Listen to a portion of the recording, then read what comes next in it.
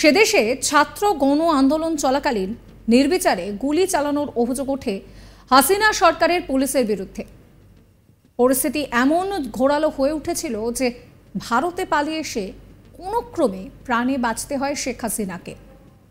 তারপর বাংলাদেশের সরকার পড়েছে, সেনার হাতে গিয়েছে ক্ষমতা।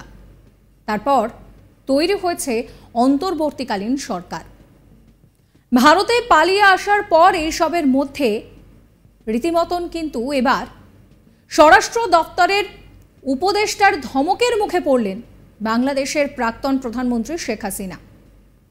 তার সোজাসুজি প্রশ্ন যে একটা ছেলেকে মারতে কটা বুলেট লাগে। তীব্র কটাক্ষ শোনা গেল তার গলায়। বললেন, এখনো কিছু লোক চেষ্টা চালিয়ে যাচ্ছেন, তাদের মাথায় ঘিলু নেই, আধুনিক বিশ্বে এটা কখনোই হয়নি, এইভাবে স্বৈরাচারকে মেনে নেওয়া যায় না। ফিরে আসলে উনি এখানেই থাকতেন, গেলেন কেন? দেশের প্রাক্তন প্রধানমন্ত্রীকে রীতিমতন কটাক্ষ করলেন এম শেখাওয়াত। কি বলছেন তিনি, শোনাবো। আমি লাস্ট কথাটা বলে শেষ করব। এই ইউনিফর্ম পরা একজন ছেলে, তার ছেলেকে যখন বুকে গুলি মেরে মারা হলো, একজন বোধহয় কনস্টেবল না, আমি জানি না কি র্যাঙ্ক, উনি ফোন করে বলেন, স্যার একটা ছেলেকে মারতে কয়টা বুলেট লাগে?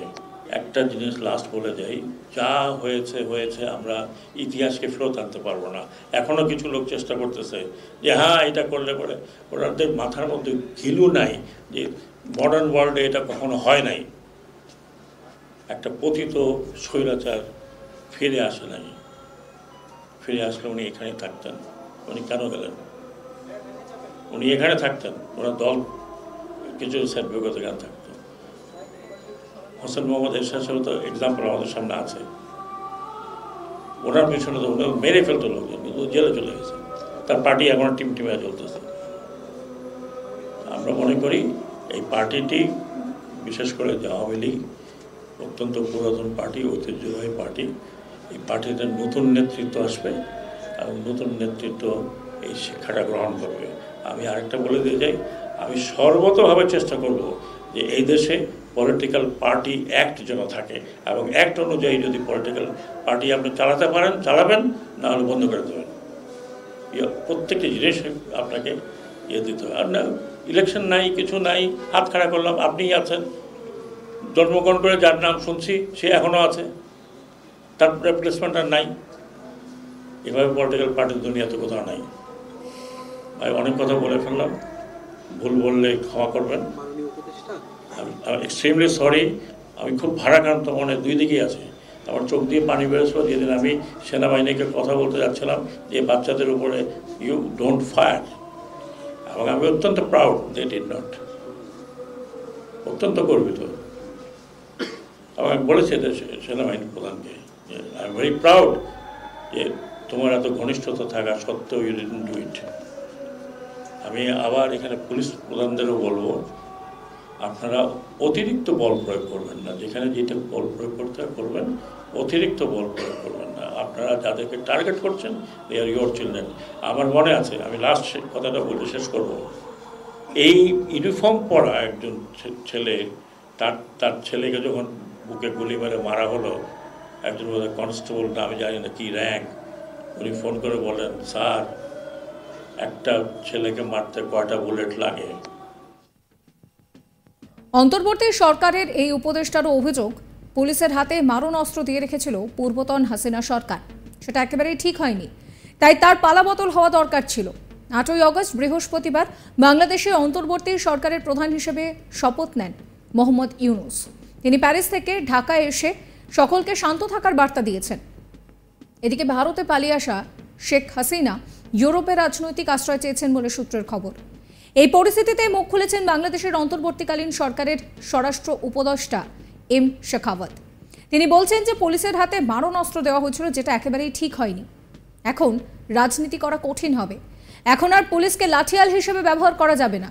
এখন পুলিশ কমিশনারের নির্দেশে পুলিশ চলবে। এই পুলিশ জনগণের পুলিশ। প্রতিদিন সন্ধ্যায় শুনছি ডাকাতি হচ্ছে, কি করব, পুলিশ নেই, অন্যায় হচ্ছে, যারা অন্যায় করছে তাদের শাস্তি হবে। আমি চেষ্টা করব হুকুমদাতা যারা ছিল তাদেরকে শাস্তি দিতে। আমরা অনুরোধ করেছি আপনারাই দেশের আর্মি, আপনারা একটা গুলি চালাবেন না। আর্মিকে দিয়ে যদি কাজ করাতে হতো তাহলে রক্তপাত হতো। কি বলছেন তিনি শোনাবো। এই অস্ত্র দেওয়া ঠিক হয়নি, যারাই দিয়েছে এই কারণে দিয়েছে, এবং এটা যাতে ভবিষ্যতে না হয়। আমি অত্যন্ত পরিষ্কার ভাষায় বলছি, রাজনীতিবিদরা আমাকে পছন্দ করুন না করুন, আই কুডন্ট কেয়ার লেস। এখন রাজনীতি করা এদেশে অনেক ডিফিকাল্ট হবে। পুলিশকে আপনি আর পুলিশ লাঠিয়াল বাহিনীর মতো পরিচালিত করতে পারবেন না। I will insist police will be under police commission. Police কমিশনের নিচে পুলিশ চলবে। আপনি পুলিশ কমিশনকে অর্ডার দেবেন, police commission will do what they want to do. এই পুলিশ জনগণের পুলিশ। আমরা নয় সেনাবাহিনী সেনাবাহিনীর মধ্যে থাকি, আমাদেরকে আপনারা দেখেন না, কিন্তু পুলিশ তো সারাক্ষণ আপনার কাছে আছে। আজকে অবস্থা দেখেন, প্রতিদিন সন্ধ্যার সময় শুনি যে ডাকাতি হচ্ছে। কি করে পুলিশ নাই? পুলিশ ডিমোরালাইজ হয়ে গেছে। অন্যায় হয়েছে, যারা অন্যায় করেছে। তিনি আরো বলেন যে একটা রাষ্ট্র কখনো এইভাবে চলে না, একার ইচ্ছে রাষ্ট্র চলতে পারে না। শোনাবো তার কথা। রাষ্ট্র এইভাবে চলে না, একটা রাষ্ট্রের পলিটিক্স এটা হয় না। একজনের ইচ্ছা মতো রাষ্ট্র চালানো যায় না। এই রাষ্ট্র কারো পার্সোনাল প্রপার্টি না, কারো ফ্যামিলি প্রপার্টি না। জনগণকে মারবেন আর জনগণ এটা করবে। আবার আসেন, দেখেন জনগণ কি করে, ছিঁড়ে ফেলবে। এবার পুলিশকে আপনি আর পুলিশ লাঠিয়াল বাহিনীর মতো পরিচালিত করতে পারবেন না। এই পুলিশ জনগণের পুলিশ। মারণাস্ত্র দিয়েছে পুলিশের হাতে 7.62, দেখে আমি আশ্চর্য হয়েছি। এটা বোধহয় 15-20 বছর আগে দেওয়া হয়েছে। আমাদের দেশের এই সমস্ত ঘটনা আমি যদি এক কথায় বলি, আপনারা আমার কথা অনেক শুনেছেন। গত 15 বছর, তারও আগে 20 বছর, ইলেকশন কমিশনে থাকতে আরো 5 বছর শুনেছেন। একটা রাষ্ট্র এভাবে চলে না। একটা রাষ্ট্রের পলিটিক্স এটা হয় না। একজনের ইচ্ছা মতো রাষ্ট্র চালানো যায় না। সেটা যাই হোক, সেটা যে যার অবদানই থাক। এটা বঙ্গবন্ধুর অবদান ছিল ঠিকই, কিন্তু হাজার হাজার লোক যুদ্ধ করে 30 লক্ষ লোক মারা যাওয়ার পরে এই রাষ্ট্র স্বাধীন হয়েছে। এই রাষ্ট্র কারো পার্সোনাল প্রপার্টি না। আমি খুব পরিষ্কার ভাষা বলছি, কারো পার্সোনাল প্রপার্টি না, কারো ফ্যামিলি প্রপার্টি না। পলিটিক্সে তাকে এত নষ্ট করা হয়েছে যে আর কেউ এখানে ঢুকতে পারে না। বাপ ছেলে, ছেলের বউ, ছেলের বউ, ছেলের বউ, নাতি পুতি চলতেই আছে। আর পাওয়ারটাকে কুক্ষিগত করা হয়েছে। হাজার হাজার লোক মারার পরেও পাওয়ারে থাকতে চায়। এটা খুবই দুঃখজনক, খুবই দুঃখজনক। আমি একটু স্পষ্টবাদী। সাবস্ক্রাইব করবেন আজ তাক বাংলার ইউটিউব চ্যানেলকে, ফলো করবেন হোয়াটসঅ্যাপ চ্যানেলও।